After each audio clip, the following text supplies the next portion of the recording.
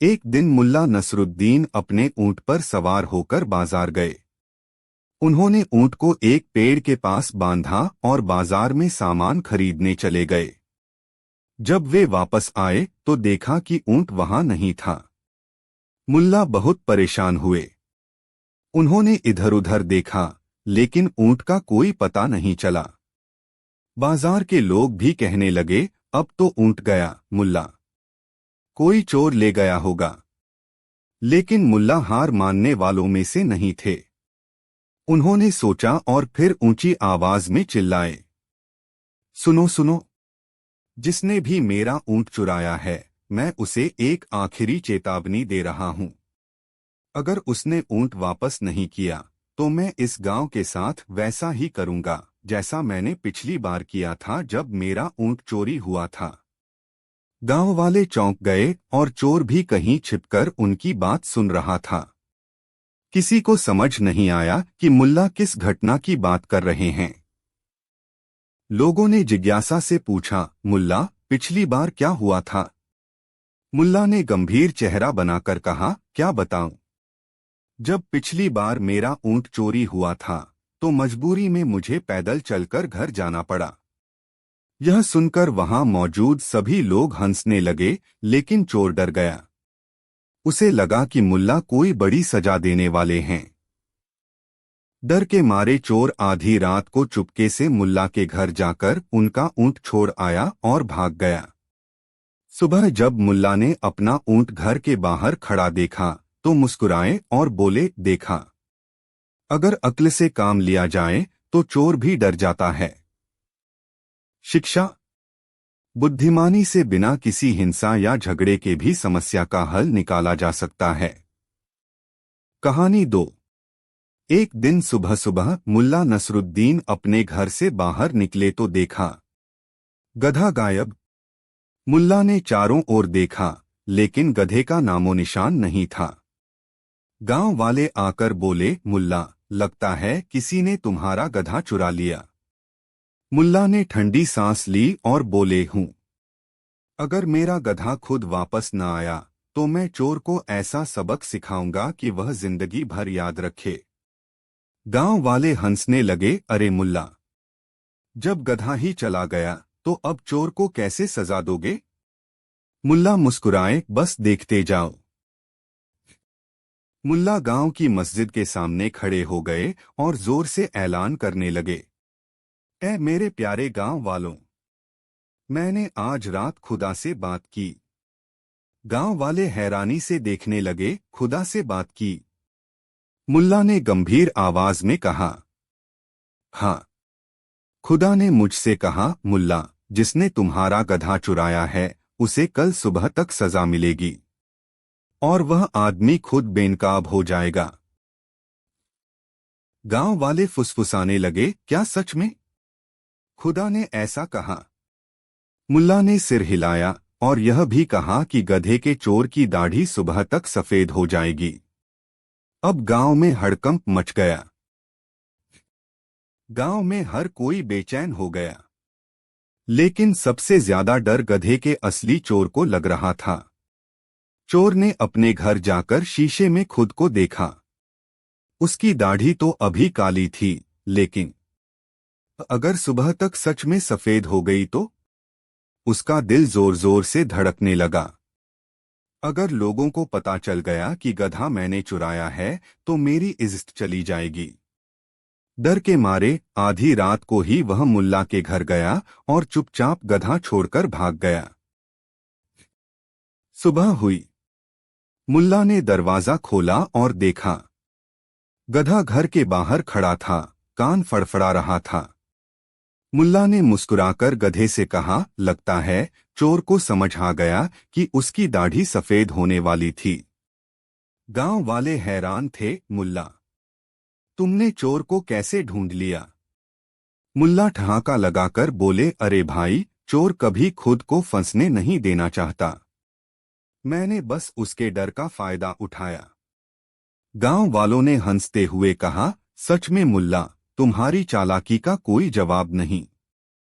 और इस तरह बिना किसी लड़ाई झगड़े के मुल्ला ने अपनी अक्ल से अपना खोया हुआ गधा वापस पा लिया। कहानी 3। एक दिन राजा की सभा में मुल्ला नसरुद्दीन मेहमान बनकर पहुंचे। राजा ने हंसते हुए कहा, मुल्ला, लोग कहते हैं कि तुम बड़े होशियार हो, लेकिन मेरे मंत्री से ज्यादा बुद्धिमान कोई नहीं। मुल्ला मुस्कुराए, हुजूर, यह तो बहुत अच्छी बात है। तो फिर क्यों न एक छोटी सी परीक्षा हो जाए। राजा ने तालियां बजाईं। बहुत बढ़िया, बताओ क्या चुनौती होगी। मंत्री भी मुस्कुराया, मानो पहले से ही अपनी जीत पक्की समझ रहा हो। मुल्ला ने कहा, हम दोनों एक दूसरे से 3 सवाल पूछेंगे। जो जवाब न दे सके वह हार जाएगा। राजा को यह खेल बहुत पसंद आया और उन्होंने तुरंत चुनौती स्वीकार कर ली। पहला सवाल। मंत्री ने सोचा कि वह एक ऐसा सवाल पूछेगा जिसका जवाब मुल्ला के पास न हो। उसने पूछा, बताओ, इस दुनिया में सबसे ज्यादा संख्या किस चीज की है। मुल्ला ने जरा भी देर न लगाई और तुरंत बोले, हुजूर, सबसे ज्यादा संख्या मूर्खों की है। सभा में हंसी गूंज उठी। राजा ने भी हंसते हुए कहा, यह तो सच ही कह रहे हो मुल्ला। मंत्री चिढ़ गया, लेकिन उसने सोचा कि अगला सवाल और कठिन होना चाहिए। दूसरा सवाल। मंत्री ने दूसरा सवाल पूछा, अगर तुम इतने बुद्धिमान हो तो बताओ, इंसान की सबसे बड़ी कमजोरी क्या होती है। मुल्ला ने मुस्कुराकर कहा, बहुत आसान है। सबसे बड़ी कमजोरी यह होती है कि इंसान खुद को सबसे बड़ा बुद्धिमान समझ ले। सभा में एक बार फिर ठहाके लगने लगे। मंत्री को यह सुनकर और भी गुस्सा आ गया, क्योंकि मुल्ला की बात सीधे उसी पर लागू हो रही थी। अब बारी थी मुल्ला की। तीसरा सवाल। अब मुल्ला ने मंत्री से एक कठिन सवाल पूछने की बारी आई। उन्होंने पूछा, अगर एक नाव में 100 किलो सोना और 100 किलो लोहा रखा हो और वह नाव बीच नदी में डूब जाए तो पहले क्या डूबेगा। मंत्री ने आत्मविश्वास से कहा, बिल्कुल आसान सवाल।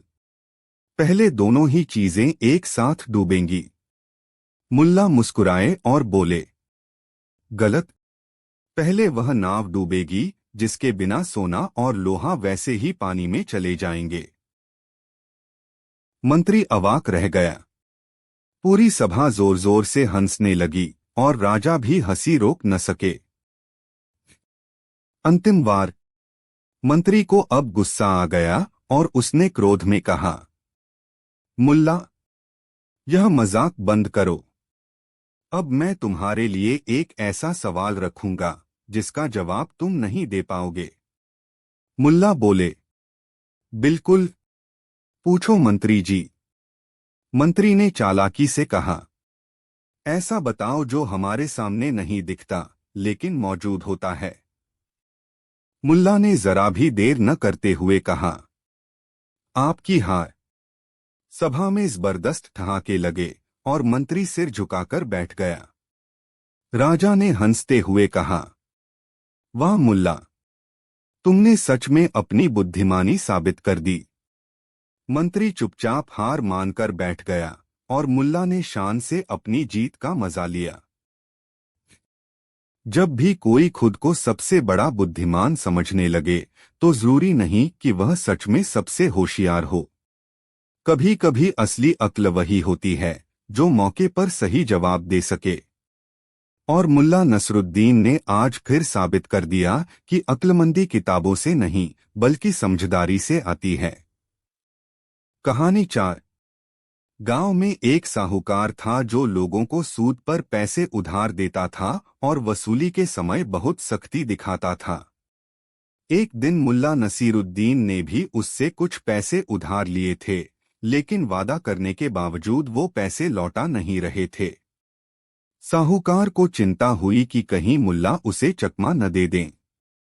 वह सीधे मुल्ला के घर पहुंचा और गुस्से में बोला, मुल्ला, अब बहुत समय हो गया, मेरा उधार चुका दो वरना अंजाम अच्छा नहीं होगा। मुल्ला ने गंभीरता से सिर हिलाया और कहा, साहूकार साहब, मैं एक सवाल पूछ सकता हूं?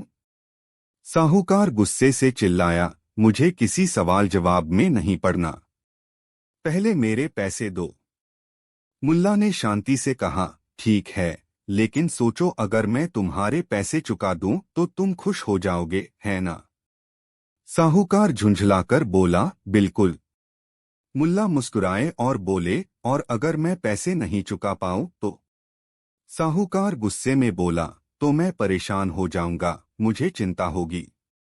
मुल्ला ने ठंडी सांस भरी और बोले, देखो, अगर मैं पैसे चुका दूं तो चिंता मेरी होगी, और अगर मैं नहीं चुका पाऊं तो चिंता तुम्हारी होगी।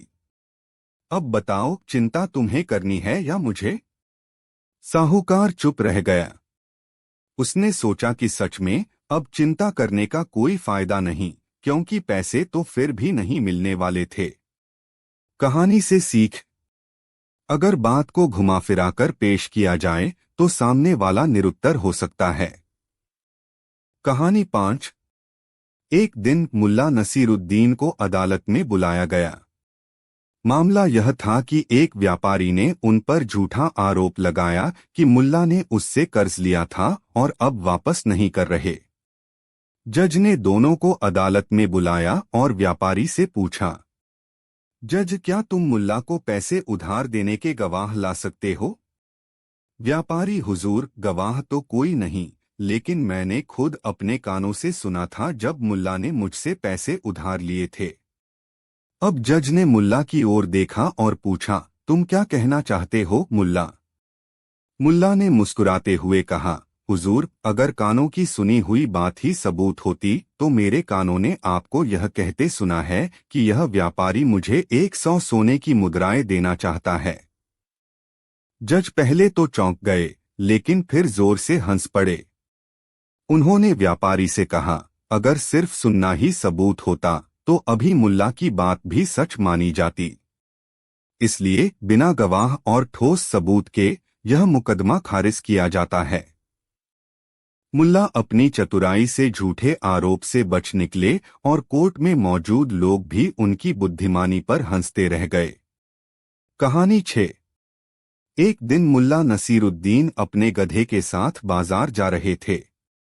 रास्ते में कुछ गांव वाले खड़े थे और जोर जोर से बहस कर रहे थे। यहाँ क्या हो रहा है? मुल्ला ने पूछा। गांव के मुखिया ने कहा, मुल्ला, यह बताइए कि असली समझदार कौन होता है? जो चालाकी से जीत जाए या जो शांति से सही फैसला ले? मुल्ला ने अपनी दाढ़ी सहलाई और बोले, इसका जवाब तो मेरा गधा ही देगा। गांव वाले चौंक गए, गधा जवाब देगा? यह क्या मजाक है? मुल्ला ने गांव के बीच में एक बड़ा सा गड्ढा खुदवाया और उसमें ताजी घास भरवा दी। फिर उन्होंने गधे को वहां ले जाकर कहा, जा बेटा, इसमें कूद कर दिखा। गधा वहीं खड़ा रहा, टस से मस नहीं हुआ। गांव वाले हंसने लगे, मुल्ला, यह क्या तमाशा है? मुल्ला मुस्कुराए और गांव के दो सबसे जिद्दी बहस करने वालों को बुलाया। अब तुम दोनों इस गड्ढे में कूद कर दिखाओ। दोनों बहस करने लगे, मैं क्यों कूदूं? पहले तू कूद। आखिरकार दोनों ने एक दूसरे को धक्का दे दिया और धड़ाम से गड्ढे में जा गिरे। पूरा गांव हंसते हंसते लोटपोट हो गया। मुल्ला ने हंसते हुए कहा, देखा, असली समझदार वही है जो बिना वजह बहस में ना पड़े और बिना सोचे समझे किसी के कहने पर गड्ढे में ना कूदे। गधा अब भी शांत खड़ा था और गांव वाले सोच में पड़ गए। गांव का मुखिया बोला, मुल्ला, मतलब यह कि गधा हमसे ज्यादा समझदार निकला? मुल्ला ठहाका लगाकर बोले, बिल्कुल, क्योंकि यह बिना वजह किसी की बातों में नहीं आता। और इस तरह मुल्ला का गधा सबको सिखा गया कि असली समझदारी बहस में जीतने में नहीं, बल्कि सही फैसले लेने में होती है। कहानी 7। एक दिन मुल्ला नसीरुद्दीन बाजार से गुजर रहे थे कि अचानक उनके ऊपर एक आदमी चिल्लाने लगा, यह आदमी चोर है, इसने मेरा पैसा चुराया है। बाजार में भीड़ इकट्ठी हो गई। मुल्ला ने हैरानी से पूछा, मैंने तुम्हारा पैसा कब चुराया? आदमी बोला, तुम कल मेरे घर आए थे और तुम्हारे जाने के बाद मेरा सोने का सिक्का गायब हो गया। गांव वालों ने कहा, इसका फैसला पंचायत में होगा। अगले दिन पंचायत बैठी। गांव का मुखिया सबसे पहले मुल्ला से बोला, मुल्ला, क्या तुमने इसका पैसा लिया? मुल्ला बोले, बिल्कुल नहीं। मुखिया आदमी से बोला, तुम्हारे पास कोई सबूत है? आदमी बोला, जब मुल्ला मेरे घर से निकला उसके तुरंत बाद मेरा सिक्का गायब हो गया। इससे बड़ा सबूत और क्या चाहिए? गांव वालों ने कानाफूसी शुरू कर दी। कुछ लोग बोले, हाँ, हो सकता है मुल्ला ने ही लिया हो। मुखिया सोच में पड़ गया और फिर कहा, चूंकि आरोप मुल्ला पर है, इसलिए इस मामले की ठीक से जांच होनी चाहिए। मुल्ला, तुम्हें अपना बचाव खुद करना होगा। मुल्ला हंसने लगे, तो मतलब मैं खुद के खिलाफ मुकदमा लड़ूंगा? मुखिया बोला, हाँ, तुम ही अपने वकील बनोगे। मुल्ला ने अपना गला साफ किया और खुद से पूछने लगे, मुल्ला, क्या तुमने ये सिक्का चुराया? फिर खुद ही जवाब दिया, बिल्कुल नहीं। फिर बोले, क्या कोई सबूत है कि तुमने नहीं चुराया? फिर खुद ही बोले, हाँ। अगर मैंने चोरी की होती तो अब तक मेरा गधा अमीर हो गया होता। लेकिन मेरा गधा अभी भी भूखा और गरीब है, इसका मतलब है कि मैं निर्दोष हूं। गांव वाले हंसने लगे। मुल्ला ने आगे कहा, अगर मैं चोर होता तो मेरे पास अमीरी के लक्षण होते, लेकिन देखो, मैं वही पुराना मुल्ला हूं, मेरे पास कुछ भी नया नहीं आया। मुखिया सोच में पड़ गया। फिर हंसकर बोला, बात तो सही है। अगर मुल्ला ने चोरी की होती तो कुछ न कुछ तो उसके पास होता। मुखिया ने कहा, मुल्ला निर्दोष हैं और जिसने उन पर झूठा आरोप लगाया उसे सबके सामने माफी मांगनी होगी। आरोप लगाने वाला आदमी डरकर बोला, मुझे माफ कर दो, मैंने गलती से आरोप लगाया था। मुल्ला मुस्कुराए और बोले, कोई बात नहीं, लेकिन अगली बार किसी को बिना सबूत के चोर मत बनाना। गांव वालों ने तालियां बजाईं और मुल्ला की अक्लमंदी की तारीफ करने लगे। सिख बिना सबूत के किसी पर इल्जाम लगाने से खुद मुसीबत में फंस सकते हैं। कहानी 8। एक दिन गांव के मुखिया ने सोचा कि किसी बुद्धिमान आदमी को गांव का अस्थायी न्यायाधीश बना दिया जाए ताकि छोटे मोटे विवाद निपटाए जा सकें। बहुत सोचने के बाद गांव वालों ने एकमत से मुल्ला नसीरुद्दीन को न्यायाधीश बना दिया। मुल्ला को यह नया ओहदा बहुत पसंद आया। उन्होंने एक बड़ी कुर्सी मंगवाई, अपनी पगड़ी को और ऊंचा बांधा और बोले, अब मैं इंसाफ करूंगा। पहला मुकदमा, दो पड़ोसियों की लड़ाई। मुल्ला के न्यायाधीश बनते ही पहला केस सामने आया। दो पड़ोसी आपस में झगड़ रहे थे। पहला आदमी बोला, हुजूर, यह आदमी मेरी जमीन में घुसकर आम के पेड़ से फल तोड़ रहा था। दूसरा आदमी बोला, नहीं जज साहब, यह पेड़ मेरी ही जमीन में है, मैं अपने ही पेड़ से आम तोड़ रहा था। गांव के लोग भी असमंजस में थे। मुल्ला ने दाढ़ी सहलाते हुए कहा, बहुत गंभीर मामला है, मुझे सोचने के लिए समय चाहिए। मुल्ला ने अपनी कुर्सी पर पांव फैलाए और बोले, मामला बहुत पेचीदा है। हमें यह देखना होगा कि आम का असली हकदार कौन है। फिर उन्होंने एक उपाय सुझाया, पेड़ से कुछ आम तोड़ो और इन्हें मेरे पास लाओ। गांव वालों ने आम लाकर मुल्ला के सामने रख दिए। मुल्ला ने धीरे धीरे आम छीलकर खाना शुरू किया। सब लोग हैरान होकर देखते रहे। एक आदमी बोला, मुल्ला जी, यह क्या कर रहे हो? मुल्ला बोले, मैं जांच कर रहा हूं कि आम का असली मालिक कौन है। जब सारे आम खत्म हो गए तो मुल्ला तसल्ली से बोले, अब कोई झगड़ा ही नहीं बचा, आम तो अब किसी के पास नहीं है। गांव वाले ठहाके मारकर हंस पड़े। दोनों पड़ोसियों ने सिर पीट लिया, लेकिन हंसते हंसते उन्होंने भी झगड़ा खत्म कर दिया। सीख: जब झगड़े में कुछ बचता ही नहीं तो झगड़ा करने का क्या फायदा। कहानी 9। एक दिन मुल्ला नसीरुद्दीन के कुछ शिष्य उनके पास आए और बोले, गुरुजी, हम ज्ञान प्राप्त करना चाहते हैं, लेकिन हमें समझ नहीं आता कि असली बुद्धिमानी क्या होती है। कृपया हमें सिखाइए। मुल्ला ने मुस्कुराते हुए कहा, अगर तुम सच में सीखना चाहते हो तो कल सुबह सूरज निकलने से पहले मेरे साथ शहर के बाहर चलो। अगले दिन सभी शिष्य तैयार होकर मुल्ला के साथ चल पड़े। कुछ ही दूर जाने पर मुल्ला ने अचानक एक बकरी को पकड़ लिया और बोला, अब तुम में से कोई इस बकरी को उठाकर ले चले। शिष्यों को यह समझ नहीं आया कि यह शिक्षा का कौन सा तरीका है, लेकिन वे अपने गुरु की बात का सम्मान करते थे। एक शिष्य ने बकरी को कंधे पर रखा और चलने लगा। कुछ ही देर में उसकी थकान बढ़ने लगी। मुल्ला ने मुस्कुराकर कहा, क्या हुआ? बोझ लग रहा है? शिष्य ने सिर हिलाया, हाँ गुरुजी, यह बकरी भारी हो गई है। मुल्ला ने कहा, तो इसे नीचे रख दो। शिष्य ने तुरंत बकरी को नीचे उतार दिया और राहत की सांस ली। मुल्ला ने बाकी शिष्यों की ओर देखा और कहा, बुद्धिमानी यही है मेरे मित्रों। जीवन में कई बार हम बिना सोचे समझे बोझ उठा लेते हैं, चिंताओं का, अज्ञानता का, फालतू की बातों का। जब तक हमें एहसास नहीं होता, यह बोझ हमें थकाता रहता है। लेकिन जैसे ही हम इसे उतार फेंकते हैं, हमें तुरंत हल्कापन महसूस होता है।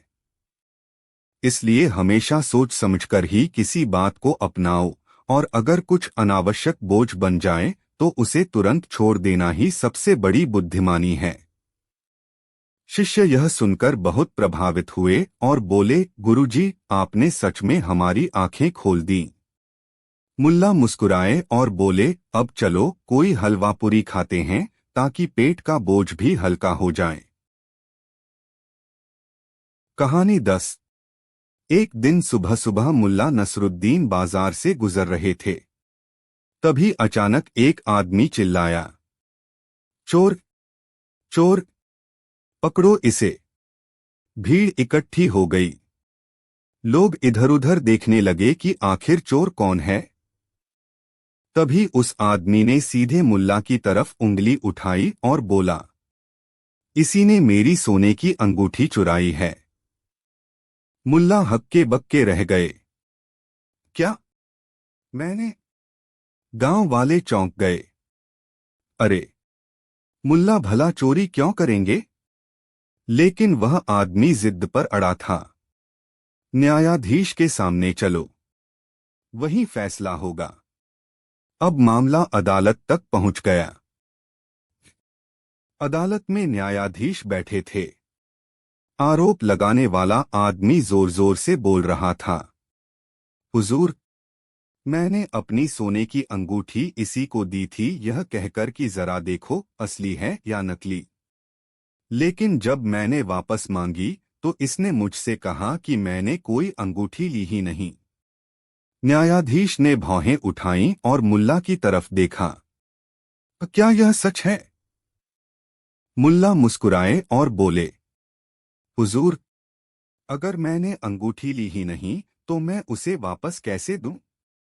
अदालत में कानाफूसी शुरू हो गई। न्यायाधीश सोच में पड़ गए। अगर मुल्ला ने अंगूठी ली ही नहीं तो वह चोर कैसे हुए? लेकिन अगर वह आदमी झूठ बोल रहा है तो बिना किसी सबूत के उसे कैसे दोषी ठहराया जाए? मामला उलझता जा रहा था। न्यायाधीश ने सोचा कि मामले को सुलझाने के लिए मुल्ला से सीधा सवाल किया जाए।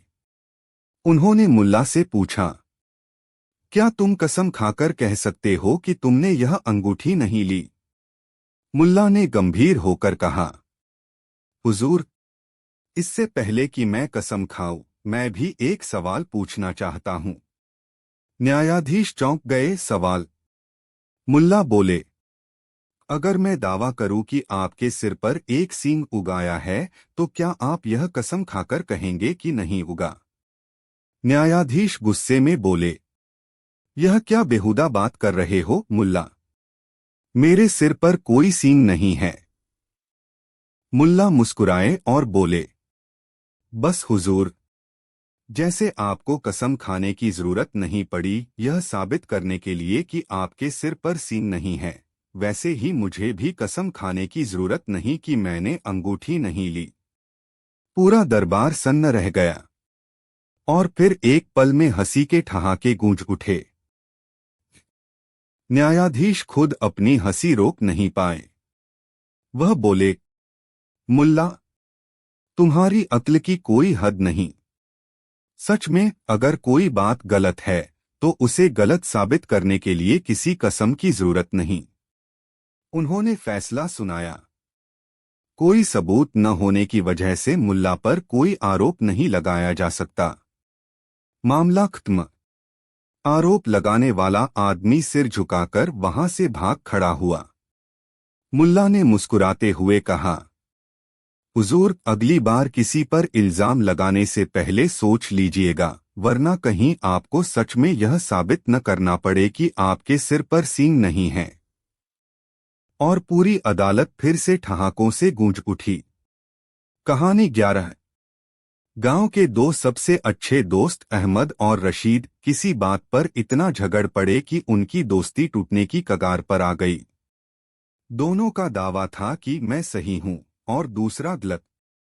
अब मामला छोटा होता तो गांव के बुजुर्ग सुलझा देते, लेकिन यहां तो अहंकार आड़े आ रहा था। आखिरकार दोनों मुल्ला नसीरुद्दीन के पास पहुंचे। मुल्ला, आप हमारे झगड़े का निपटारा कर दीजिए। अहमद ने गुस्से में कहा। हाँ मुल्ला, आप ही बताइए कौन सही है और कौन गलत? रशीद ने भी तेज आवाज में कहा। मुल्ला ने ठहरकर दोनों को देखा।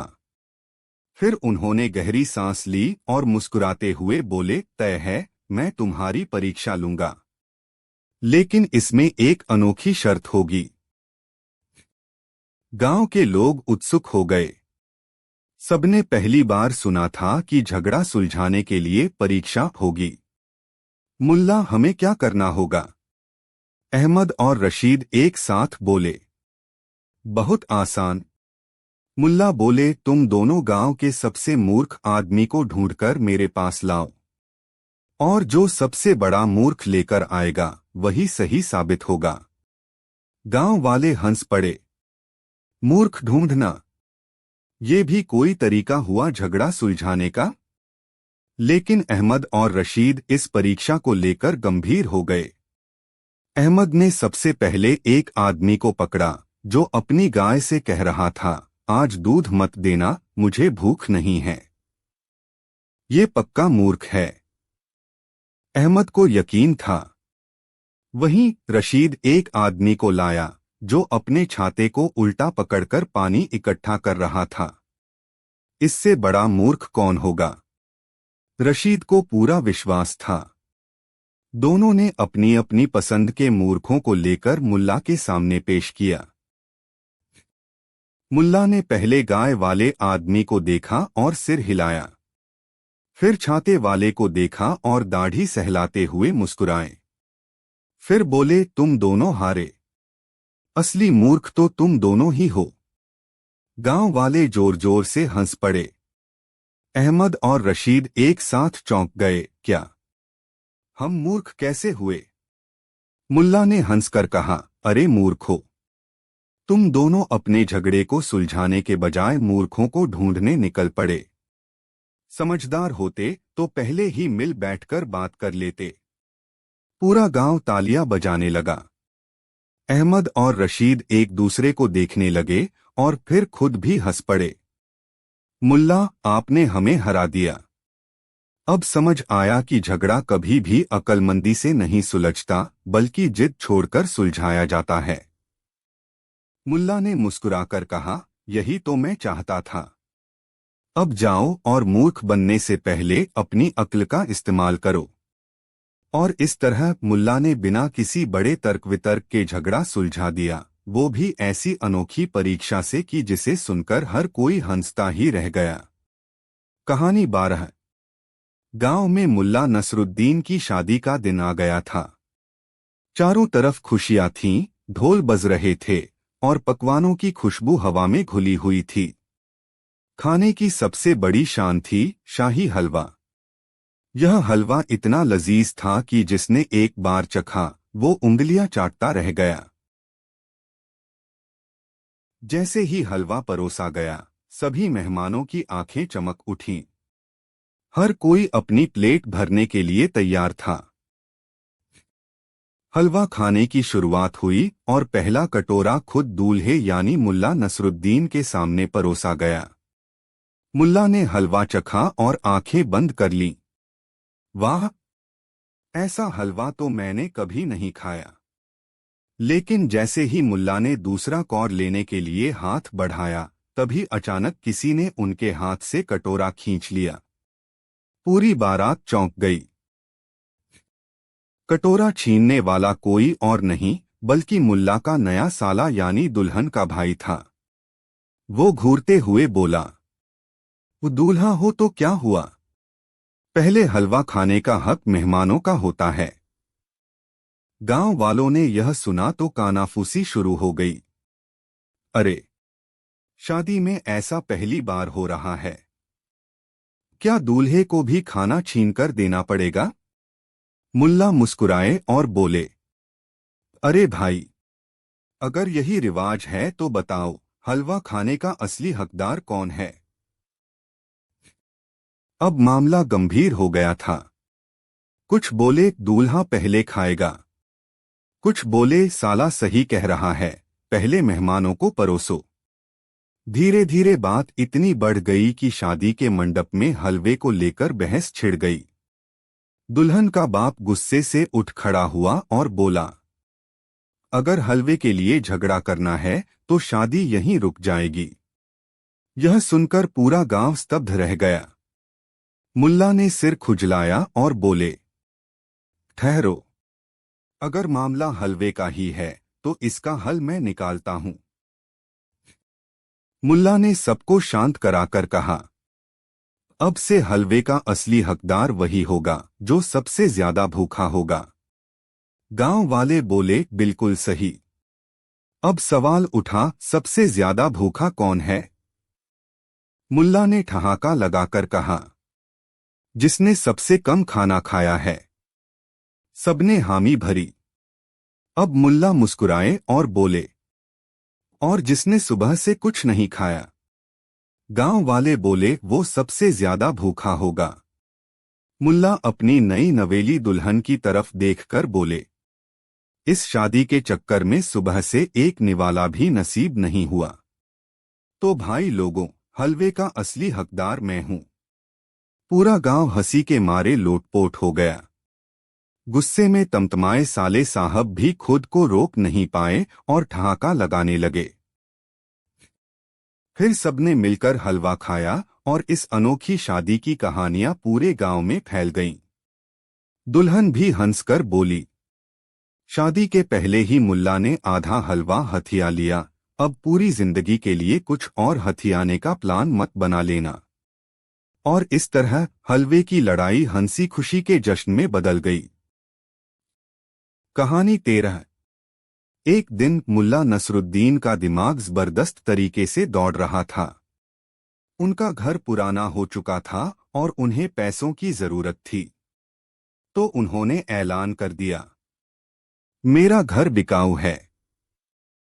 गांव के एक अमीर आदमी सेठ अहमद ने यह सुना और तुरंत सौदे के लिए तैयार हो गया। सेठ, मुल्ला, घर मुझे पसंद है। कितने में बेचोगे?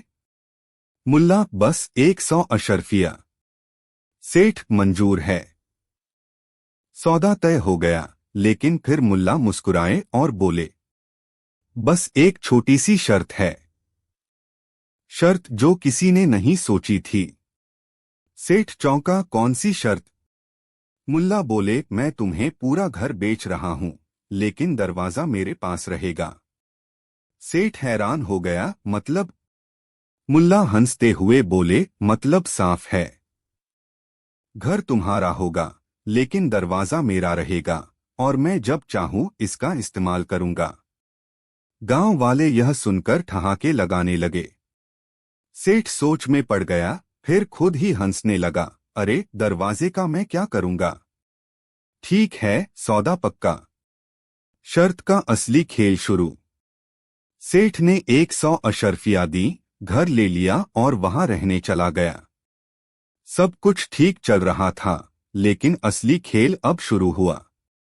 रात को जब सेठ गहरी नींद में सो रहा था, तभी ठक ठक ठक दरवाजे पर जोर जोर से दस्तक हुई। सेठ उठकर आया और देखा कि मुल्ला नसरुद्दीन दरवाजे के सामने खड़े हैं। सेठ, मुल्ला, इतनी रात गए यहाँ क्या कर रहे हो? मुल्ला, भाई, ये दरवाजा मेरा है। मुझे इससे ताजी हवा लेनी है। सेठ को गुस्सा आया, लेकिन कुछ कह नहीं पाया। अगली रात फिर वही हुआ। इस बार मुल्ला दरवाजे पर बैठ गए और बोले, आज मुझे अपने दरवाजे के पास सोने का मन कर रहा है। अब सेठ की हालत खराब। मुल्ला, ये क्या मजाक है? मुल्ला मुस्कुराए, मजाक? अरे भाई, तुमने खुद ही शर्त मानी थी। घर तुम्हारा, लेकिन दरवाजा मेरा। एक चालाकी भरा बदला। अब तो रोज यही होने लगा। कभी मुल्ला दरवाजे पर बैठकर खाना खाते, कभी वहां बैठक लगा लेते, और कभी अपने दोस्तों को वहीं बुला लेते। सेठ परेशान हो गया। आखिरकार तंग आकर उसने कहा, मुल्ला, बस करो। मैं और नहीं सह सकता। मुल्ला बोले, तो फिर मेरे दरवाजे से छुटकारा पाना है? सेठ बोला, हाँ। ठीक है, तो इसे वापस खरीद लो। सेठ को कोई और चारा नहीं दिखा। मजबूरी में उसने मुल्ला को 50 अशर्फिया देकर वही दरवाजा वापस खरीद लिया, जो उसके घर का ही हिस्सा था। गांव वाले यह सुनकर हंस हंसकर लोटपोट हो गए, और मुल्ला मुस्कुराते हुए बोले, कभी कभी शर्तें छोटी लगती हैं, लेकिन उनका असर बहुत बड़ा होता है। लेकिन कहानी यहां खत्म नहीं होती। जब मुल्ला दरवाजे के पैसे लेकर बाजार जा रहे थे, तो वहां राजा के मंत्री के लोग घूम रहे थे और ऐलान कर रहे थे। राजा के मंत्री ने एक चुनौती रखी है। जो भी उनसे दिमागी खेल में जीतेगा, उसे इनाम मिलेगा। मुल्ला मुस्कुराए, अच्छा, तो अब असली खेल शुरू होगा। आखिर मुल्ला और मंत्री के बीच क्या हुआ? क्या मुल्ला अपनी चालाकी से मंत्री को हरा पाएंगे? जानने के लिए देखिए अगली कहानी। बुद्धिमान कौन? मुल्ला नसरुद्दीन बनाम राजा के मंत्री। जब मुल्ला ने सुना कि राजा के मंत्री ने ऐलान किया है, मैं पूरे राज्य का सबसे बुद्धिमान व्यक्ति हूं, जो चाहे मुझसे दिमागी खेल में भिड़ सकता है, तो मुल्ला ने ठहाका लगाया और बोले, अच्छा, तो जरा इस बुद्धिमान से मिलने चलें।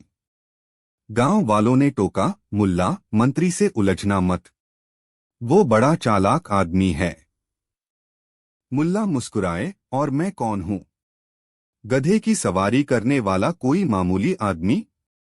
मुल्ला सीधे राजा के दरबार में पहुंचे और ऊंची आवाज में बोले, मंत्री जी, सुना है आपसे बुद्धिमान कोई नहीं। मंत्री ने तिरछी मुस्कान से मुल्ला को देखा और कहा, बिल्कुल सही सुना। तो क्या तुम मुझसे दिमागी खेल में भिड़ने आए हो? मुल्ला ने अपनी दाढ़ी सहलाई, हाँ। और अगर मैं जीत गया तो इनाम मिलेगा। राजा खुद इस खेल में दिलचस्पी लेने लगे। बोले, अगर तुम मंत्री को हरा दो तो तुम्हें इनाम जरूर मिलेगा। दरबार में सब कान खड़े करके देखने लगे, आखिर ये खेल क्या होने वाला है। पहला सवाल, कौन किससे ज्यादा मूर्ख? मंत्री ने आंखें मिचमिचाईं और बोले, अगर तुम इतने ही चतुर हो तो बताओ, इस दरबार में सबसे बड़ा मूर्ख कौन है? मुल्ला ने बिना रुके जवाब दिया, वही जो दूसरों को मूर्ख साबित करने में लगा रहता है। पूरा दरबार हंसी से गूंज उठा। राजा भी अपनी मूंछों के नीचे मुस्कुरा दिए। मंत्री को पहली बार लगा कि मामला कुछ टेढ़ा है। दूसरा सवाल, गधे का असली मालिक कौन? मंत्री ने दूसरा सवाल दागा, अगर एक आदमी का गधा खो जाए और फिर कोई दूसरा उसे पकड़कर अपना कहे तो असली मालिक कौन होगा? मुल्ला ने आंखें घुमाईं और बोले, असली मालिक वही होगा जो गधे से बात कर सके। मंत्री चौंक गया, कैसे? मुल्ला बोले, अगर गधा उसे देखकर खुश हो जाए और खुद उसके पास चला आए तो साफ है कि वही असली मालिक है। राजा ने ताली बजाई, बिल्कुल सही कहा मुल्ला। मंत्री की त्योरियां चढ़ गईं। अब उन्हें यकीन हो गया था कि मुल्ला को हराना आसान नहीं। तीसरा सवाल, वह कौन सा सवाल है जिसका कोई जवाब नहीं दे सकता? अब मंत्री ने आखिरी दाव खेला, अगर तुम इतने ही बुद्धिमान हो तो बताओ वह कौन सा सवाल है जिसका कोई इंसान जवाब नहीं दे सकता। मुल्ला ने एक लंबी सांस ली और बोले, मुझे बताओ तुम झूठ कब बोलते हो? मंत्री बुरी तरह फंस चुके थे। अगर वे कहते मैं कभी झूठ नहीं बोलता तो वो खुद को सच साबित नहीं कर सकते थे, और अगर वे कहते मैं झूठ बोलता हूं तो भी साबित हो जाता कि वो झूठे हैं। पूरा दरबार ठहाकों से गूंज उठा। राजा ने हंसते हुए ऐलान किया, आज से मुल्ला नसरुद्दीन को हमारे राज्य का सबसे चतुर व्यक्ति माना जाएगा। मुल्ला को जीत का इनाम मिला, सोने की 10 अशर्फिया और राजा के मेहमान बनने का न्योता। लेकिन जैसे ही मुल्ला ने सोने की अशर्फिया ली, एक अजीब बात हुई।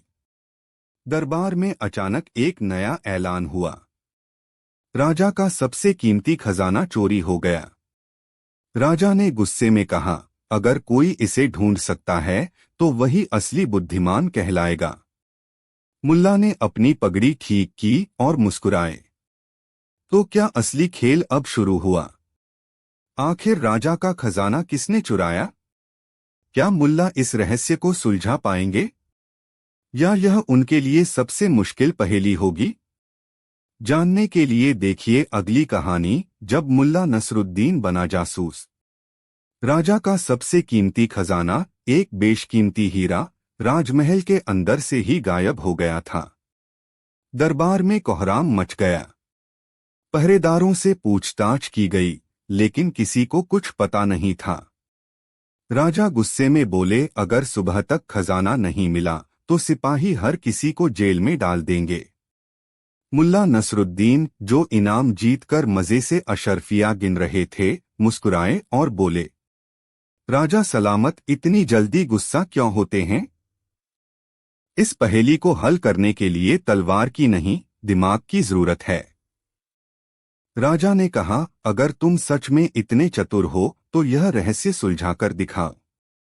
मुल्ला ने अपनी दाढ़ी सहलाई और बोले, ठीक है, मुझे सिर्फ एक रात दीजिए। चोर खुद चलकर मेरे पास आएगा। दरबार में हर कोई हैरान था, आखिर मुल्ला ऐसा कौन सा जादू करेंगे? चोर को पकड़ने का अनोखा तरीका। रात हुई। पूरा महल सन्नाटे में डूबा था। मुल्ला ने महल के हर नौकर चाकर, सैनिक और दरबारी को बुलाया और कहा, सुनो, मैं एक खास तरकीब से चोर को पकड़ने वाला हूं। सब चौंककर देखने लगे। मुल्ला ने कहा, यह देखो, मेरे हाथ में एक जादुई डिब्बी है। उन्होंने एक छोटी सी डिब्बी निकाली और बोले, इसमें एक चमत्कारी काली स्याही है। मैं हर आदमी के हाथ पर यह लगाऊंगा, लेकिन जिस आदमी ने चोरी की होगी उसके हाथ पर यह नहीं लगेगी। सब डर के मारे अपनी हथेलियां आगे करने लगे। मुल्ला ने सबको स्याही लगाई और कहा, अब तुम सब अंधेरे कमरे में जाओ और सुबह होने तक बाहर मत आना। चोर ने खुद को फंसा लिया। जैसे ही सब अंधेरे कमरे में गए, मुल्ला बाहर आकर चुपचाप बैठ गए। कुछ देर बाद मुल्ला मुस्कुराए और बोले, अब देखता हूं कौन सबसे ज्यादा डरता है। सुबह हुई। सब लोग कमरे से बाहर आए। मुल्ला ने सबके हाथ देखे और हंस पड़े। राजा ने पूछा, मुल्ला, चोर कौन है? मुल्ला बोले, जिसका हाथ साफ है वही चोर है। दरबार में सब चौंक गए। मुल्ला ने बताया, दरअसल वह जादुई स्याही नहीं थी, सिर्फ पानी था। लेकिन असली चोर डर के मारे अपने हाथ साफ करता रहा ताकि स्याही न लगे। जबकि बाकी लोग निश्चिंत थे और उन्होंने हाथ नहीं धोए। राजा तुरंत समझ गए। उन्होंने सिपाहियों से कहा, जिसका हाथ साफ है उसे पकड़ लो। सिपाहियों ने देखा, वह आदमी महल का एक पुराना सेवक था। उसे पकड़कर पूछा गया तो उसने डर के मारे कबूल कर लिया, हाँ, खजाना मैंने ही चुराया।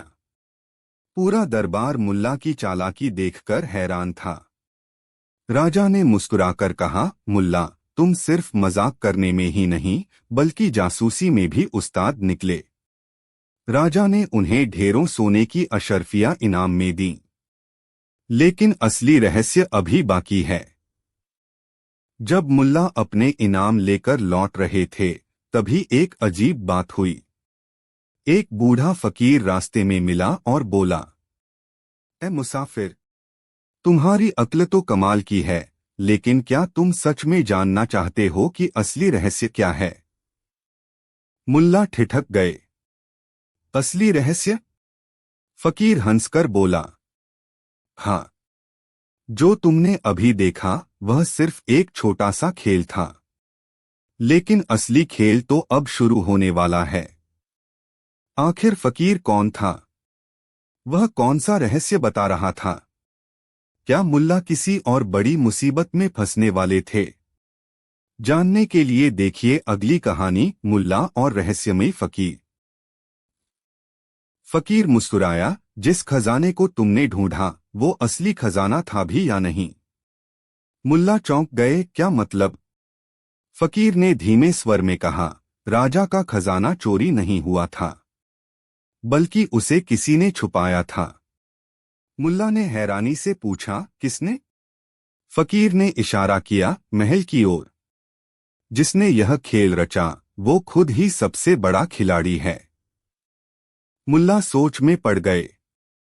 तो क्या राजा ने खुद ही यह खेल खेला? फकीर हंसा, सवाल सही है, लेकिन जवाब तुम्हें खुद ढूंढना होगा। मुल्ला कुछ समझते इससे पहले ही फकीर धुएं की तरह गायब हो गया। मुल्ला ने अपनी पगड़ी ठीक की और मुस्कुराकर बोले, असली खेल तो अब भी बाकी है, लेकिन फिलहाल मैं अपनी इनाम की अशर्फियां गिनने जा रहा हूं। गांव वालों ने ठहाका लगाया और मुल्ला अपनी गधे पर बैठकर चलते बने। कहानी 14। एक दिन की बात है, मुल्ला नसीरुद्दीन बाजार गए। जेब खाली थी मगर मन में एक नई शरारत थी। वह सीधे बाजार के सबसे कंजूस व्यापारी हाशिम की दुकान पर पहुंचे, जो बिना पैसे लिए तो पानी भी न पिलाता था। मुल्ला ने मुस्कुराते हुए कहा, मुझे 1 किलो बढ़िया चावल चाहिए, लेकिन मैं बिना पैसे दिए इसे खरीदूंगा। हाशिम ठहाका मारकर हंसा, क्या कहा? बिना पैसे के सौदा? मुल्ला, तुमने मजाक करने के अलावा कभी कुछ किया भी है? गांव के लोग भी जमा हो गए। सबको लगा कि इस बार नसीरुद्दीन मुसीबत में फंस गए हैं। लेकिन मुल्ला की आंखों में वही पुरानी शरारत थी। उन्होंने व्यापारी से कहा, अगर मैं बिना पैसे दिए तुमसे यह सौदा कर लूं तो तुम पूरे गांव को मिठाई बांटोगे, और अगर मैं न कर पाया तो मैं तुम्हारी दुकान के आगे बैठकर पूरे दिन तुम्हारी तारीफ करूंगा। हाशिम सोच में पड़ गया, अगर बिना पैसे के सामान लिया तो घाटा मेरा, लेकिन अगर ऐसा न कर पाए तो मुफ्त की इज्जत बढ़ जाएगी। वह शर्त मान गया। मुल्ला ने चारों ओर देखा, फिर बड़े आत्मविश्वास से कहा, ठीक है, मैं सौदा करने जा रहा हूं। वह दुकान में घुसे, सामान को ध्यान से देखा और फिर अचानक लेकिन ऐसा क्या हुआ कि हाशिम को बिना पैसे ही सौदा करना पड़ा? और क्या वह सच में गांव वालों को मिठाई खिलाने को मजबूर हो गया? जानने के लिए इंतजार कीजिए अगले भाग में। नामुमकिन लगता है ना? लेकिन जब बात मुल्ला नसीरुद्दीन की हो तो समझ लो कि कोई अनोखी चाल जरूर चलेगी। तो जैसा कि तुमने देखा, मुल्ला नसीरुद्दीन ने बाजार के सबसे कंजूस व्यापारी हाशिम से शर्त लगाई थी कि वह बिना पैसे दिए भी उससे चावल खरीद सकते हैं। अब पूरा गांव उत्सुक था कि आखिर यह कैसे संभव होगा। मुल्ला नसीरुद्दीन ने हाशिम की दुकान पर इधर-उधर नजर दौड़ाई, फिर बड़े इत्मीनान से दुकान के बीचों बीच जाकर खड़े हो गए। अब सौदा शुरू, उन्होंने ऊंची आवाज में ऐलान किया। गांव वाले और व्यापारी आंखें फाड़े देखने लगे कि अब क्या होगा। मुल्ला ने चावल की बोरी की ओर इशारा किया और बोले, यह कितने के हैं? हाशिम ने उत्तर दिया, 30 पैसे किलो। मुल्ला मुस्कुराए और बोले, अच्छा, और अगर मैं आधा किलो लूं तो? 15 पैसे, हाशिम ने जवाब दिया। अगर 1/4 किलो लूं? मुल्ला ने फिर पूछा। 7.5 पैसे, हाशिम झुंझलाकर बोला। मुल्ला ने सिर हिलाया और दुकान पर पड़े सिक्कों को घूरते हुए बोले, और अगर मैं सिर्फ एक चुटकी चावल लूं? अब हाशिम खींच गया, उसने हाथ झटकते हुए कहा, इतने से चावल के लिए कोई पैसे नहीं लगते। यह तो यूं ही दिया जा सकता है। बस यही सुनने की देर थी। मुल्ला ने झट से चावल की बोरी खोली, उसमें से एक चुटकी चावल निकाले और फिर जोर से हवा में उछाल दिए। वाह रे! मैंने चावल खरीद लिया, बिना पैसे दिए, मुल्ला ने घोषणा की। गांव वाले ठहाके लगाकर हंसने लगे, लेकिन हाशिम को अभी भी समझ नहीं आया। मुल्ला ने समझाया, शर्त यह थी कि मैं बिना पैसे चावल खरीदूंगा, और तुमने खुद मान लिया कि एक चुटकी चावल के पैसे नहीं लगते। तो टेक्निकली मैंने तुमसे खरीद लिया। गांव में शोर मच गया, मुल्ला जीत गए, हाशिम हार गया। हाशिम का चेहरा तमतमा उठा, मगर वह कुछ कर भी नहीं सकता था। आखिर उसने खुद ही मान लिया था कि चुटकी भर चावल मुफ्त हैं। पर तभी भीड़ से एक आदमी आगे आया और जोर से बोला, वाह मुल्ला, तुमने गजब की चाल चली। लेकिन क्या बिना पैसे का सौदा सिर्फ एक चुटकी चावल तक ही सीमित रहेगा? क्या तुम कुछ बड़ा भी मुफ्त में ले सकते हो? मुल्ला ने मुस्कुराकर कहा, बिल्कुल। अगली बार मैं बिना पैसे दिए ऐसा कुछ लूंगा जिसे देखकर तुम सबके होश उड़ जाएंगे। अब गांव वाले और भी उत्सुक हो गए, आखिर अब मुल्ला किस चीज को बिना पैसे लेने वाले हैं? क्या इस बार हाशिम को फिर बेवकूफ बनाया जाएगा, या मुल्ला किसी और को निशाना बनाएंगे? जवाब जानने के लिए इंतजार कीजिए। अगले भाग में बिना पैसे का सौदा, जब मुल्ला ने व्यापारी को चौंका दिया। पिछली बार मुल्ला ने हाशिम से बिना पैसे चावल की एक चुटकी ले ली थी और गांव में हंगामा मचा दिया था। अब पूरा गांव इस बात से हैरान था कि क्या मुल्ला कोई और बड़ा सौदा भी कर सकते हैं। हाशिम अब और सावधान था। उसने कसम खा ली थी कि इस बार वह मुल्ला की कोई चाल नहीं चलने देगा। लेकिन क्या सच में वह मुल्ला को रोक पाएगा? मुल्ला की नई योजना। अगले ही दिन मुल्ला नसीरुद्दीन फिर से हाशिम की दुकान पर पहुंच गए। इस बार उनके चेहरे पर पहले से भी ज्यादा आत्मविश्वास था। गांव के लोग भी पीछा करते हुए आ गए, आज तो मजा आएगा। देखना इस बार क्या होता है।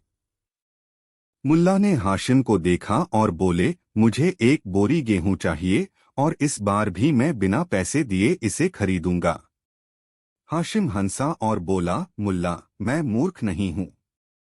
पिछली बार तो तुमने चुटकी भर चावल से मेरी हंसी उड़वा दी, लेकिन इस बार तुम्हारी चाल नहीं चलेगी। गांव वाले भी हंसने लगे, अब देखना होगा कि मुल्ला क्या करते हैं। मुल्ला मुस्कुराए और बोले, ठीक है, हाशिम, एक सवाल का जवाब दो। अगर मैं तुम्हारी दुकान से एक मुट्ठी गेहूं ले लूं तो क्या उसके पैसे लगेंगे? हाशिम सतर्क हो गया। उसे लगा कि पिछली बार की तरह कोई चालाकी ना हो जाए। वह बोला, हाँ बिल्कुल लगेंगे। मैं अब कोई चीज मुफ्त में नहीं दूंगा। मुल्ला ने सिर हिलाया, बहुत बढ़िया। तो अब मुझे बताओ, अगर हवा में उड़ते हुए एक गेहूं का दाना मेरे मुंह में आ जाए तो क्या उसके पैसे देने होंगे?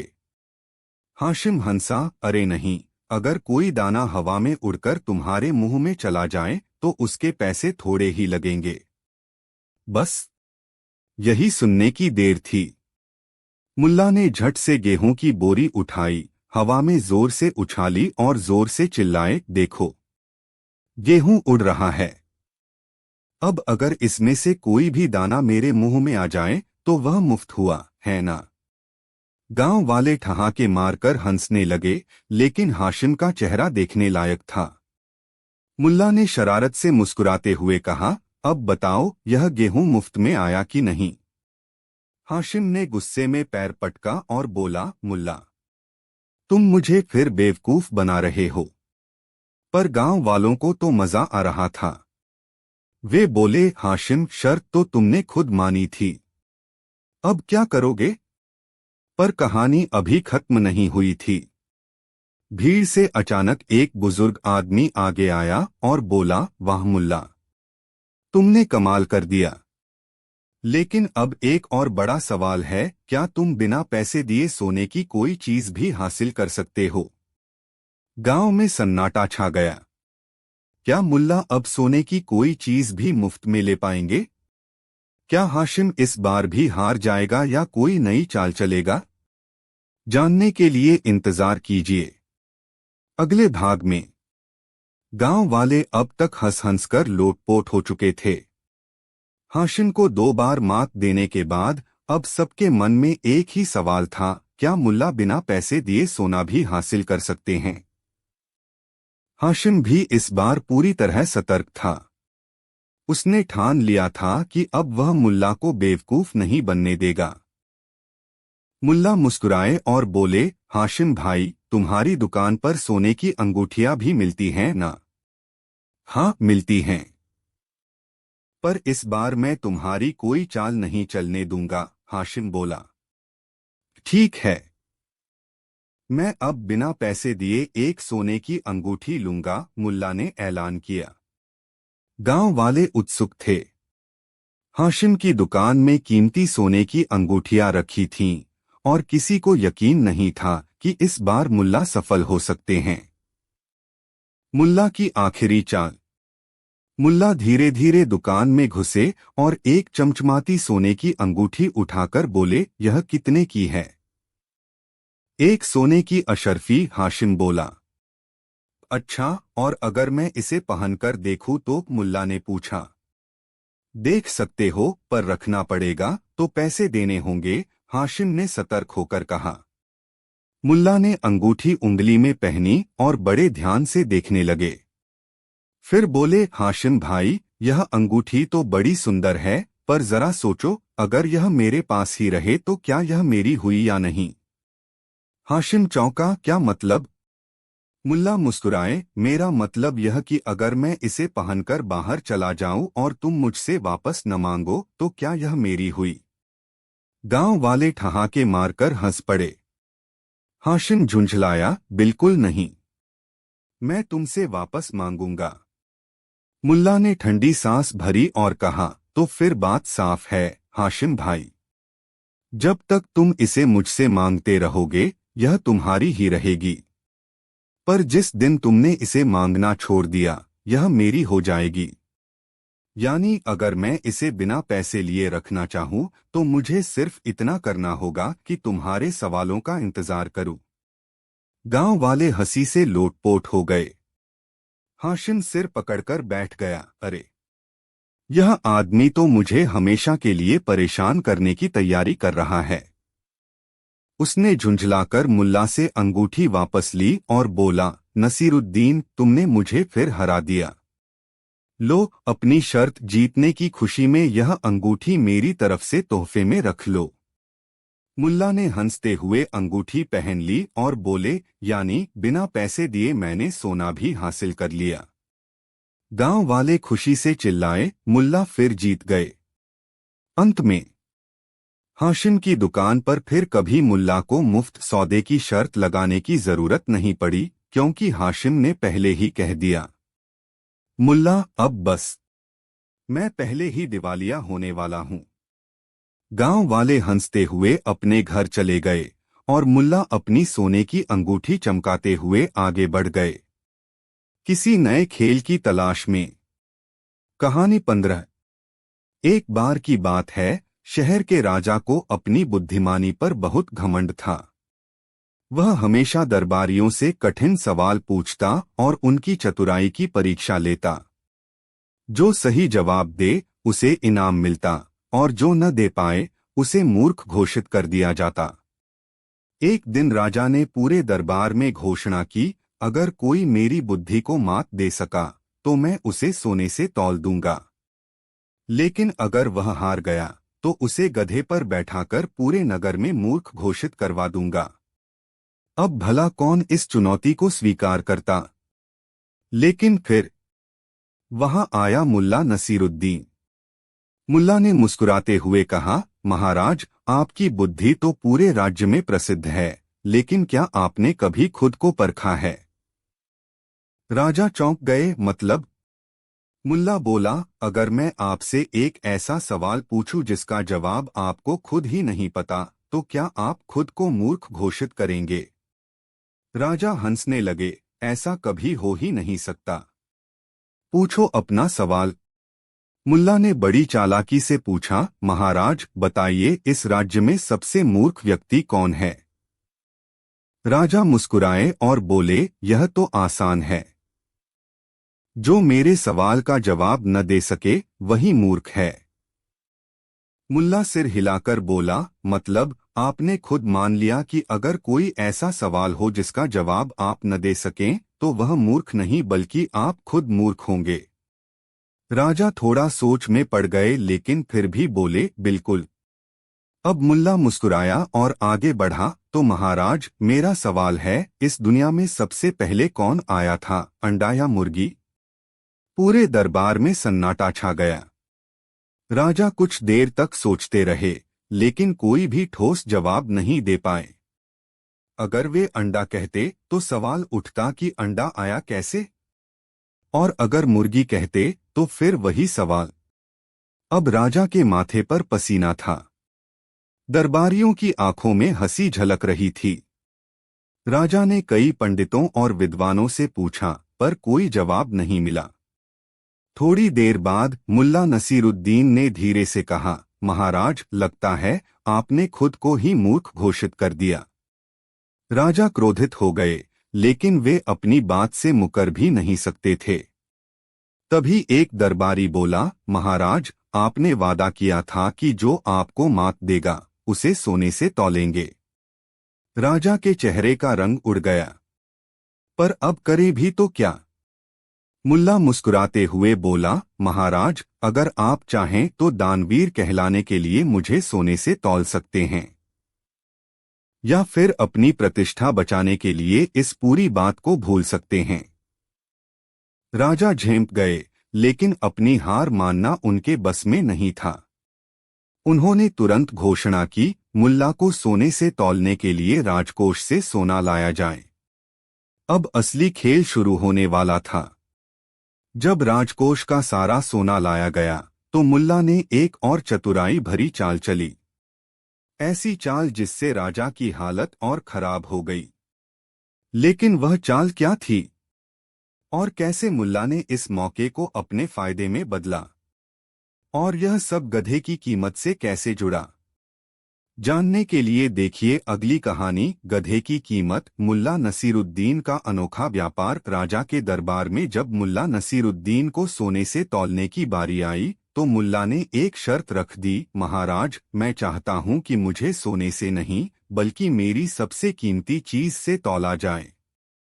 राजा चौंक गए, तुम्हारी सबसे कीमती चीज? मुल्ला मुस्कुराए, हाँ महाराज, मेरा गधा। यह कोई साधारण गधा नहीं, बल्कि दुनिया का सबसे अनमोल गधा है। अगर आप मुझे तौलना ही चाहते हैं तो इस गधे के बराबर वजन का सोना दीजिए। पूरा दरबार हंसी से गूंज उठा, गधा और अनमोल, यह भी कोई मजाक है? लेकिन मुल्ला ने गंभीर होकर कहा, नहीं महाराज, यह मजाक नहीं है। यह गधा जादुई है। जो इसे खरीद लेगा उसकी गरीबी हमेशा के लिए मिट जाएगी। राजा ने आंखें सिकोड़कर पूछा, कैसे? मुल्ला बोले, महाराज, इस गधे को जो भी खरीदेगा उसकी किस्मत बदल जाएगी। क्योंकि यह गधा खुद कुछ नहीं करता, लेकिन जो इसे खरीदता है वह खुद को दुनिया का सबसे बड़ा बुद्धिमान समझने लगता है। और जब इंसान खुद को बुद्धिमान मानने लगे तो वह पैसे कमाने के नए नए तरीके खोज लेता है। दरबार में लोग चौंक गए, यह कैसी अजीब बात थी। राजा ने ठहाका लगाया, मुल्ला, तुम तो बहुत बड़े धूर्त हो। मुल्ला मुस्कुराए, महाराज, धूर्तता तो तब होगी जब मैं आपको कोई बेकार चीज बेचूं। लेकिन सोचिए, अगर कोई मेरे गधे को खरीदकर अमीर बन जाए तो क्या यह सौदा बुरा है? अब राजा उलझन में पड़ गए। उन्हें लगा कि हो सकता है यह गधा सच में कोई जादुई चीज हो। आखिर मुल्ला इतने आत्मविश्वास से कह रहे थे। तभी एक लालची दरबारी बोल पड़ा, महाराज, अगर यह गधा वाकई इतना अनमोल है तो हमें इसे खरीद लेना चाहिए। राजा ने हाँ में सिर हिलाया और बोले, मुल्ला, बोलो, इस गधे की कीमत क्या है? मुल्ला नसीरुद्दीन ने धीरे से कहा, बस 10,000 अशर्फिया। पूरे दरबार में सन्नाटा छा गया। 10,000 अशर्फिया एक गधे के लिए? राजा के माथे पर बल पड़ गए, इतना महंगा? यह तो लूट है। मुल्ला मुस्कुराए, महाराज, मैं आपको गधे के साथ एक और चीज मुफ्त में दूंगा, एक राज। ऐसा राज जिसे जानकर आपकी आंखें खुली की खुली रह जाएंगी। अब राजा और दरबारी दोनों उत्सुक हो गए। वे सोचने लगे, शायद यह कोई बड़ा रहस्य हो जो हमारी किस्मत बदल सकता है। राजा ने आखिरकार कहा, ठीक है, मैं यह गधा खरीदने को तैयार हूं, लेकिन पहले वह रहस्य बताओ। मुल्ला ने गधे की रस्सी राजा को थमाई और धीरे से राजा के कान में फुसफुसाया, महाराज, असली मूर्ख वह नहीं जो गधा बेचता है। असली मूर्ख वह है जो इसे खरीदता है। राजा का चेहरा लाल पड़ गया। दरबारी ठहाका मारकर हंस पड़े। लेकिन यहां कहानी खत्म नहीं होती। राजा का गुस्सा 7वें आसमान पर था। उन्होंने मुल्ला को तुरंत कैद में डालने का हुक्म दिया। लेकिन क्या मुल्ला इतनी आसानी से पकड़े गए? या फिर उन्होंने एक और चाल चली? और क्या यह सब सच में किसी जादुई व्यापार का हिस्सा था? जानने के लिए देखिए अगली कहानी, जब मुल्ला नसीरुद्दीन ने मुफ्त में होटल में खाना खा लिया। गधे के व्यापार में राजा को बेवकूफ बनाने के बाद मुल्ला नसीरुद्दीन को शहर छोड़ना पड़ा। राजा का गुस्सा 7वें आसमान पर था और उसने आदेश दिया था कि मुल्ला को जहां भी देखा जाए गिरफ्तार कर लिया जाए। मुल्ला जानता था कि जब तक मामला ठंडा नहीं पड़ता तब तक उसे छिपकर रहना होगा। लेकिन छिपने का भी एक खर्चा होता है, खाना पीना और ठहरने का इंतजाम चाहिए। अब हुआ यूं कि भागते भागते मुल्ला एक मशहूर सराय होटल में जा पहुंचे, जहां बड़े बड़े अमीर लोग ही खाना खाते थे। होटल का मालिक सलीम राजा का खास आदमी था और उसकी एक खासियत थी, वह बिना पैसे लिए किसी को पानी तक नहीं पिलाता था।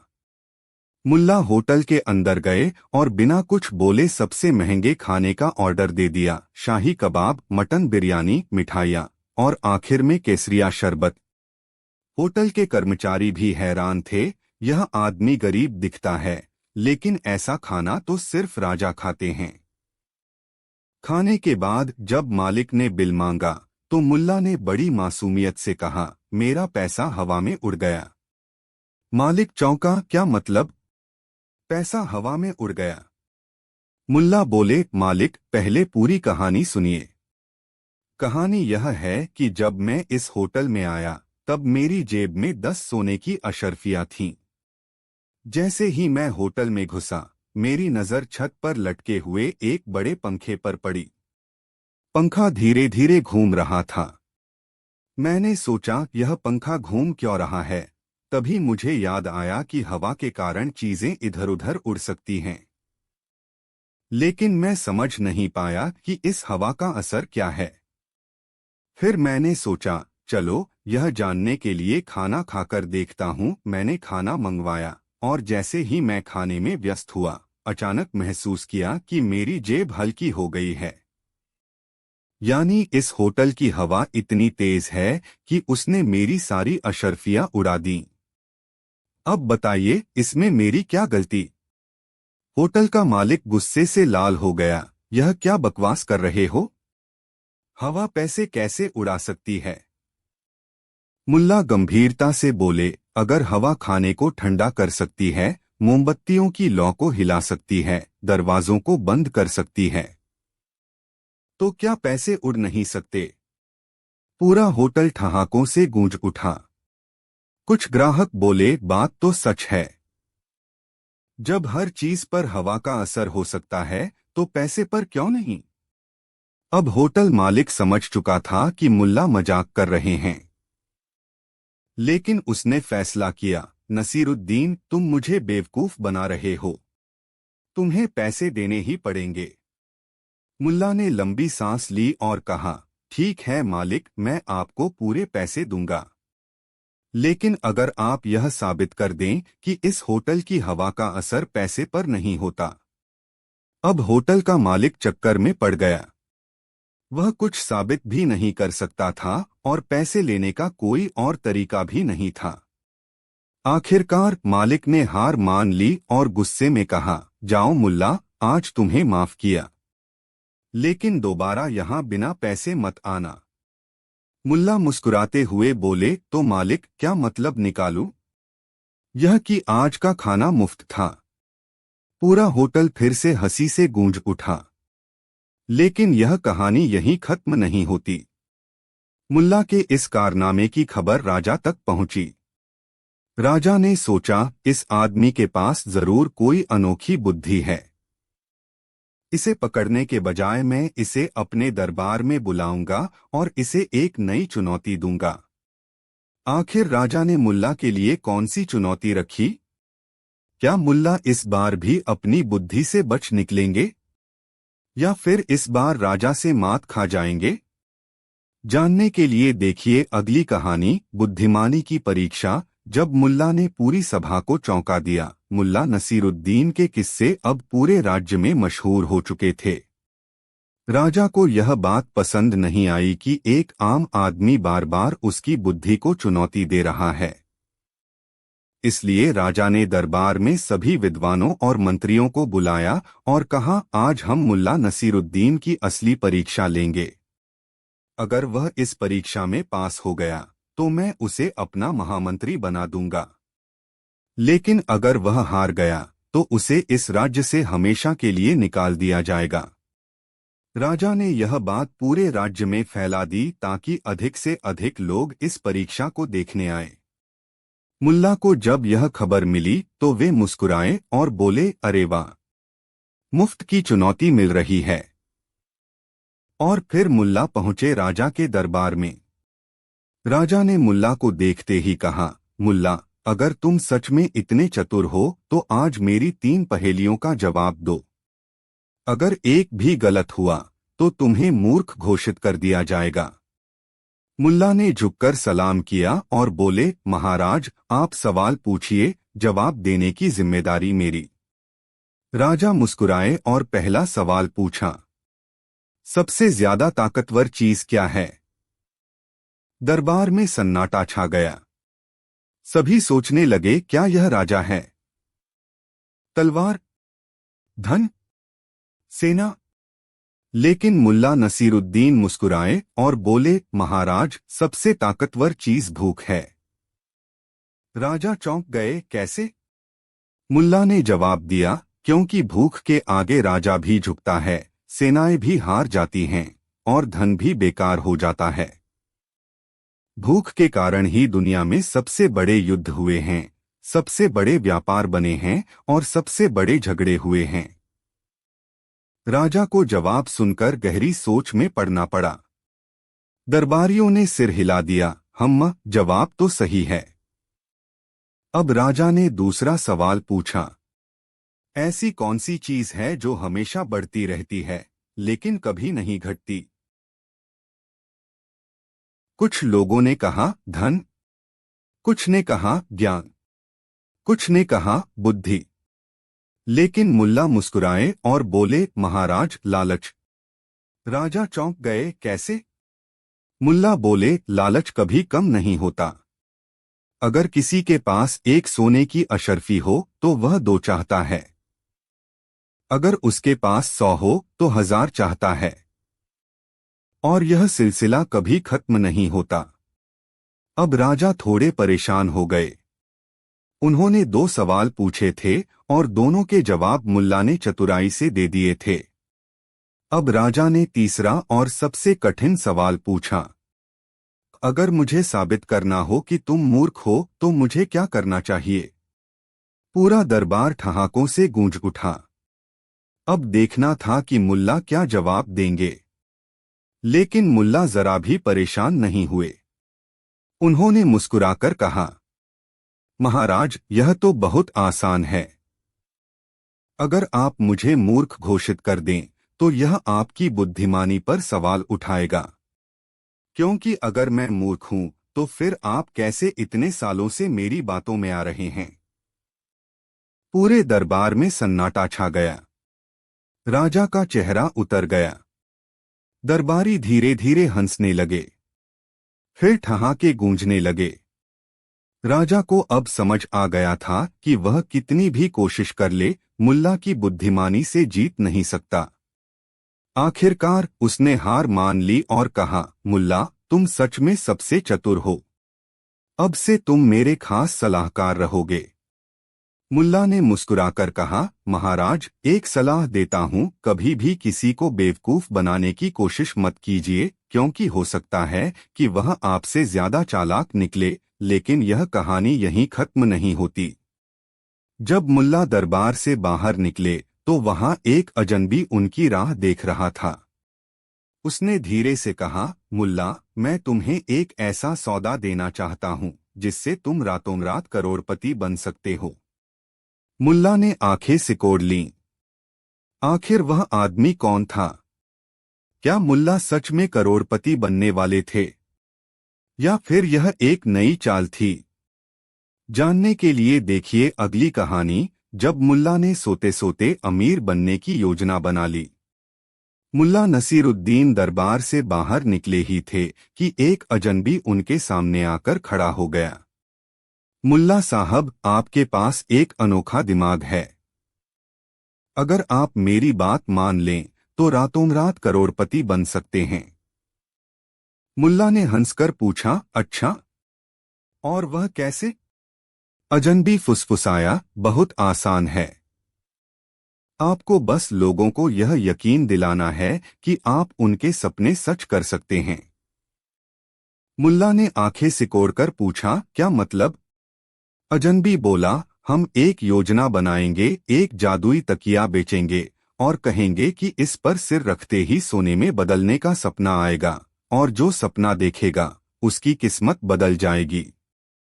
मुल्ला ठहाका मारकर हंसे, तो तुम चाहते हो कि मैं लोगों को सोते सोते अमीर बनने का सपना दिखाऊं? अजनबी बोला, हाँ, लोग सपनों के लिए कुछ भी कर सकते हैं।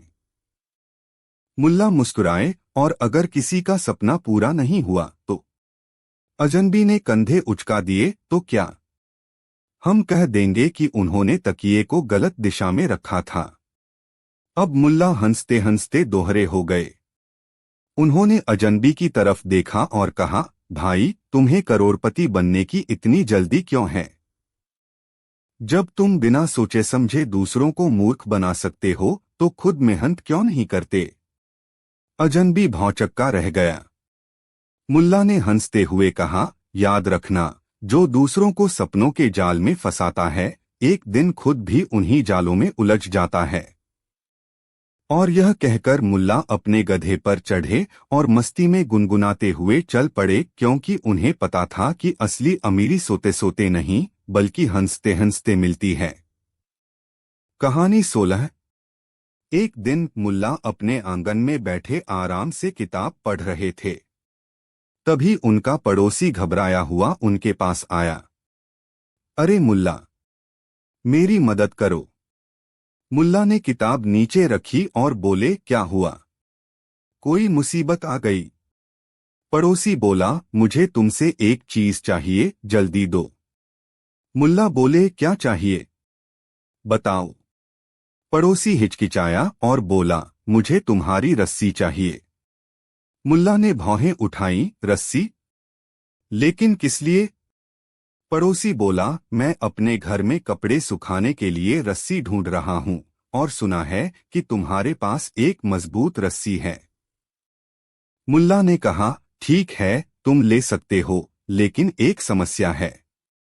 पड़ोसी उत्सुकता से बोला, क्या समस्या? मुल्ला ने गंभीरता से जवाब दिया, अभी हमारी रस्सी इस्तेमाल में है। पड़ोसी चौंक गया, कैसे? तुमने तो कहा कि तुम बस किताब पढ़ रहे थे। मुल्ला ने सिर हिलाया और बोले, हाँ, मैं किताब पढ़ रहा था, लेकिन मेरी रस्सी में दाल भिगोई हुई है। पड़ोसी का मुंह खुला का खुला रह गया। रस्सी में दाल? यह कैसी बेतुकी बात है? मुल्ला ने कंधे उचका दिए और बोले, भाई, जब कोई अपनी मूर्खता से दूसरों की चीज मांग सकता है तो मैं अपनी रस्सी में दाल क्यों नहीं भिगो सकता? अब पड़ोसी को अपनी गलती समझ में आ गई। वह झेंप कर हंसा और बोला, समझ गया मुल्ला, अगली बार बिना सोचे समझे मांगने नहीं आऊंगा। सीख। कभी कभी लोग बिना सोचे समझे अजीब मांग कर बैठते हैं, लेकिन जब उन्हें वैसा ही जवाब मिलता है तो उन्हें अपनी गलती का एहसास हो जाता है। अब आप बताइए, अगर कोई आपसे अजीब मांग करे तो आप उसे क्या मजेदार जवाब देंगे? कहानी 17। एक दिन मुल्ला नसीरुद्दीन का अपने पड़ोसी से झगड़ा हो गया। बात इतनी बढ़ गई कि मामला काजी की अदालत में पहुंच गया। काजी ने दोनों को अदालत में पेश होने का हुक्म दिया। मुल्ला ने सोचा, अगर मैं खुद जाऊंगा तो बहस करनी पड़ेगी, क्यों न गधे को ही वकील बना दूं। अगले दिन मुल्ला अपने गधे को लेकर अदालत पहुंचे। अदालत में भीड़ जमा थी। काजी ने पूछा, मुल्ला, तुम्हारा वकील कहाँ है?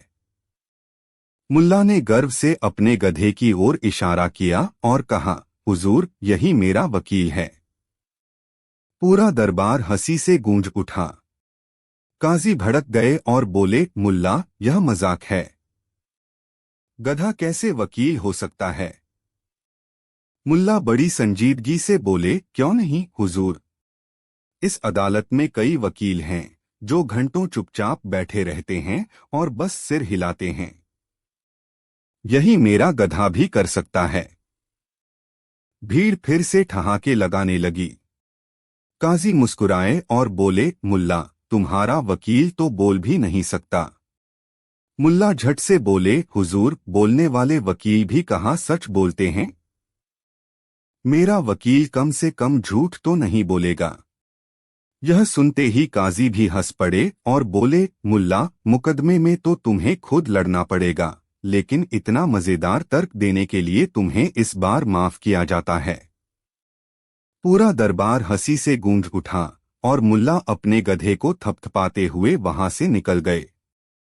सीख। कभी कभी चतुराई से तर्क करने से बड़ी मुश्किल भी हल हो जाती है। कहानी 18। एक दिन मुल्ला नसीरुद्दीन अपने घर के बाहर बैठे थे। तभी एक चोर उनके घर में घुसा और कीमती सामान चुराकर भागने लगा। मुल्ला ने उसे देखा, लेकिन वह चोर का पीछा करने के बजाय शांति से मुस्कुराए और पीछे पीछे चलते हुए उसके घर तक पहुंच गए। चोर ने घर पहुंचकर दरवाजा बंद कर लिया और अपनी चोरी की हुई चीजों को रखने लगा। तभी उसने देखा कि मुल्ला दरवाजे के बाहर खड़े मुस्कुरा रहे हैं। चोर चौंक गया और बोला, तुम यहाँ क्या कर रहे हो मुल्ला? मुल्ला बोले, अरे भाई, मैं तो यही सोच रहा था कि जब से तुम मेरा सामान उठा ले गए हो तब से मेरा इस घर में रहना कोई मतलब नहीं रखता। अब यह तुम्हारा घर हो गया और मैं तुम्हारे साथ ही रहूंगा। चोर हक्का बक्का रह गया और गुस्से में बोला, क्या बकवास कर रहे हो? यह मेरा घर है। मुल्ला बोले, अगर यह तुम्हारा घर है तो मेरा सामान तुम्हारा कैसे हुआ? और अगर मेरा सामान तुम्हारा है तो यह घर भी अब मेरा हुआ, क्योंकि घर में जो भी होता है उसका मालिक मैं हूं। चोर चकरा गया। आसपास के लोग भी हंसने लगे। अब चोर को समझ आ गया कि उसकी चोरी पकड़ी जा चुकी है और वह किसी भी हाल में सही साबित नहीं हो सकता। शर्मिंदा होकर उसने मुल्ला का सारा सामान लौटा दिया और वहां से भाग खड़ा हुआ। कहानी से सीख, बुद्धिमानी से बड़ी कोई ताकत नहीं होती और सच्चाई हमेशा जीतती है। कहानी 19।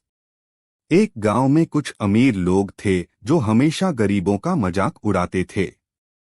वे सोचते थे कि वे सबसे चतुर हैं और गरीब लोग मूर्ख होते हैं।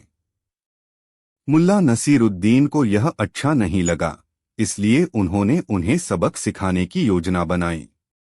एक दिन मुल्ला गांव के चौराहे पर खड़े हुए और जोर से बोले, मैं एक अनोखा सौदा करने जा रहा हूं। मेरे पास एक ऐसा जादुई सिक्का है जो जिसे मिलेगा वह कभी गरीब नहीं होगा। गांव के अमीर लोग यह सुनकर चौंक गए और उत्सुकता से उनके पास आ गए। एक अमीर आदमी बोला, क्या सच में? दिखाओ वह सिक्का। मुल्ला ने अपनी जेब से एक साधारण तांबे का सिक्का निकाला और कहा, यह कोई साधारण सिक्का नहीं है। यह जिसे भी मिलेगा उसकी किस्मत चमक जाएगी। लेकिन इसे पाने के लिए सिर्फ एक ही शर्त है, इसे पाने के लिए जो सबसे ज्यादा सोना देगा वह इसे ले जा सकता है। अमीरों में होड़ लग गई। एक ने कहा, मैं एक सोने की मोहर दूंगा। दूसरे ने कहा, मैं 2 मोहर दूंगा। फिर तीसरा चिल्लाया, मैं 5 मोहर दूंगा। देखते ही देखते मुल्ला का तांबे का सिक्का 50 सोने की मोहरों में बिक गया। मुल्ला ने मुस्कुराते हुए सिक्का अमीर को दे दिया और कहा, अब तुम कभी गरीब नहीं होगे। वैसे तुम पहले से ही अमीर थे, तो तुम्हें इसकी जरूरत ही नहीं थी। गांव के लोग यह देखकर हंसने लगे और बोले, अब समझ आया कि असली मूर्ख कौन है। वह अमीर आदमी शर्मिंदा हो गया और बाकी अमीर लोग भी चुप हो गए। उन्होंने महसूस किया कि वे गरीबों का मजाक उड़ाते थे, लेकिन आज खुद ही सबसे बड़े मूर्ख बन गए। सीख, घमंड और लालच इंसान को मूर्ख बना सकते हैं। असली अमीरी धन से नहीं बल्कि समझदारी और विनम्रता से होती है।